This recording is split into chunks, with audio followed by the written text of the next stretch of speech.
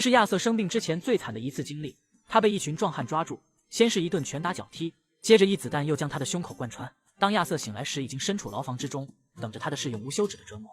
亚瑟之所以这么惨，其实全是拜麦卡所赐。就在前一天晚上，厨师皮尔逊带回来一个消息，他说死对头奥德里斯科帮想要与他们和谈，以此来化解两个帮派几十年来的恩怨。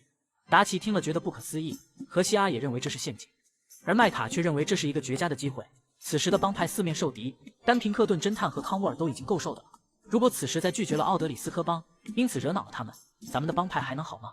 既然他们主动想要和谈，不如咱们就去谈一下，万一谈成了，咱们也少了一个敌人。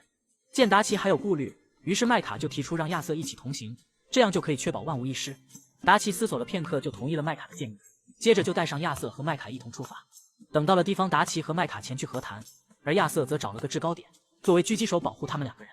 过了一会，科尔姆带着手下前来赴约，看着曾经的合作伙伴，后来的死对头，两个人都是一言难尽。简单寒暄之后，达奇为着杀死科尔姆的兄弟表示歉意，没想到科尔姆并不在意他这个兄弟。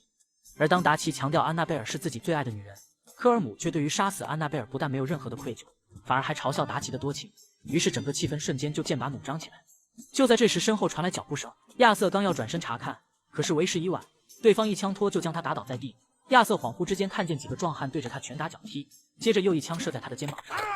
亚瑟醒来时，他已经身处牢房之中。科尔姆表示对他很欣赏，希望亚瑟能投靠自己。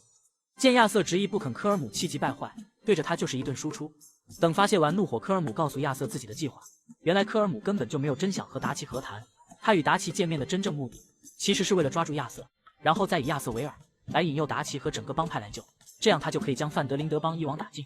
就在科尔姆洋洋得意离开牢房以后，亚瑟利用身体的摆动，拿到桌子上的锉刀，割断了脚上的绳索，又用火药给自己疗伤，接着逃出牢房，趁着守卫不注意，骑上自己的马逃往营地。由于身体太过虚弱，没有跑多远，亚瑟又昏死了过去。就在他完全失去意识之前，他将全部希望都寄托在这匹马身上。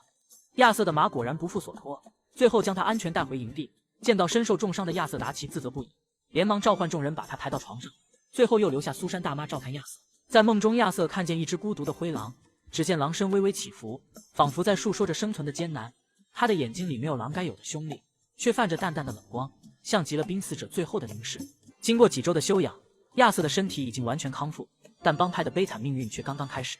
这一天，亚瑟被达奇派往罗兹镇，等与麦卡比尔西恩三人会合以后，亚瑟才得知此行的目的。原来格雷家最近正在招募守卫，达奇让他们几个借此机会混进去，然后想办法找到那批金子。亚瑟却觉得这件事有些不靠谱，经过上一次偷马的事件，就能看出格雷家的族长是一个老滑头，再加上他们家的烟草被别人给烧了，恐怕格雷家现在都已经怀疑到他们的头上了。但麦卡他们几个却认为是亚瑟太过多心了，现在根本就没有人知道是他们干的。就在这时，亚瑟忽然感觉到气氛有些不对劲，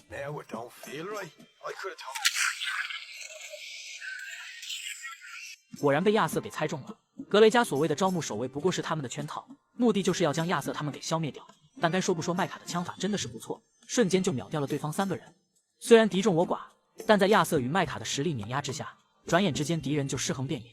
等将他们都清空以后，却不见了比尔的身影。原来比尔被格雷警长给抓住了，格雷警长以他作为要挟，让亚瑟他们放下武器投降。但他还是低估了亚瑟和麦卡的实力，只听麦卡一声摩根喊出，亚瑟和他2个人同时开枪，瞬间就将对方4个人都秒掉了。这是一次漂亮的反击战，但却失去了西恩这个小伙，他可是帮派里的开心果，也是亚瑟的铁杆小迷弟。亚瑟却把他当做一个烦人的弟弟，只是这个烦人的弟弟以后再也不会来烦他了。现在亚瑟唯一能做的就是找到一个安静的地方埋葬他。